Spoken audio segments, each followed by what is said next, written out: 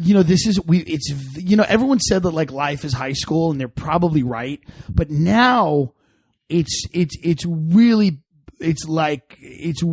evident that nobody gets out of that lunchroom of high school. No. And it's really sad. Were you popular in high school? Well, here's the thing. So in the beginning I wasn't. 9th grade I wasn't. 10th grade I wasn't. 11th grade I started to get more popular. 12th grade I was nominated for Homecoming King. Oh. So I got super popular. Okay. For that school I was in, which had 400 students per class. It was a decent sized school. It wasn't like a schoolhouse. Yeah. One of my friends was like, I'm really popular. They went to school like 45 kids. I'm like, can you stop? But I learned the secret to being popular, and the being secret to being popular is you start to realize how everyone does everything in life. Yep. It's kind of, people think it's like a shallow thing when I'll talk about it, but social intelligence matters more than so much. Yeah. And it's just about, there's a lot, and it's how you succeed in everything. It's being hungry and not desperate. Right. Like there's such a fine line between being hungry and not desperate. Wanting to do the things, but not needing to do them to a point where people feel uncomfortable with you there's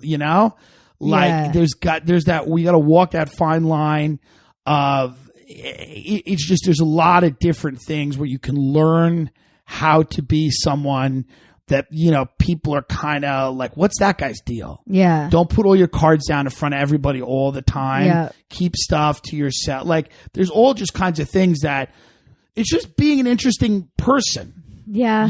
Like being an interesting person that's cool and fun to be around and not being overly emotional. People's emotions impoverish and destroy them. Yeah. This is all going to go into my self-help book called Thoughts from a Sociopath. Self-published, I'd imagine. But people get very emotional. Yeah. And they get in their own head and then they just spiral. Oh, yeah. And you just got to look at things in a pragmatic way. And like the other night I called you, we had a very pragmatic conversation, which is what I like about you. I was like, oh, here's somebody who has a pragmatic point of view, who's not like a lunatic. Thank you. I mean, that's just... I definitely look at things from I try to look at them, I say to women all the time, and this might be immensely sexist, but they'll come to me for advice, and I'm like, what would a man do?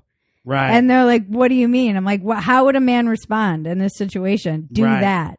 Because men, I think, are just inherently a little bit more pragmatic than women. Right. And this is, I'm sure, going to get me like, right. But generally, men will look at things and try and problem solve.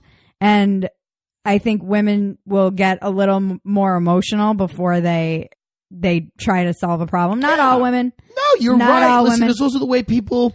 it's the way that they've also been socialized too. My friends that are women are a lot of them, and this is Long Island girls, so you can't really generalize, but the fantasy wedding, the perfect guy, the things that you're meant to believe. It's all socialized too. A lot of it is too. A lot of it. And by the way, a woman's not going to get out of a ticket with a cop by like being pragmatic in that moment. No. Usually guys will just by being like funny or absolutely being honest. Yeah. But a woman being emotional, it goes far. Yeah. It can go far. But in terms of, I think, decision making, sometimes I often tell myself, what would a man do right now? Right. Yeah. You're not doing that, Bridget. Behave like a man. That's part of it, is just like, and it is a man's world. Yeah. So, I mean, it's a world where I think the people that I've seen succeed in a bunch of different disciplines, but specifically in comedy, are people who are able to make decisions that are not necessarily, like, they're not driven by emotion, which is either fear or exuberance. People get too excited. I know. That's the other thing. People get really excited about stuff where you should be happy about. Yeah. People are thrilled about things that they should be happy about. Yeah. And then people just start doing all kinds of crazy things. It's like, take it down a notch.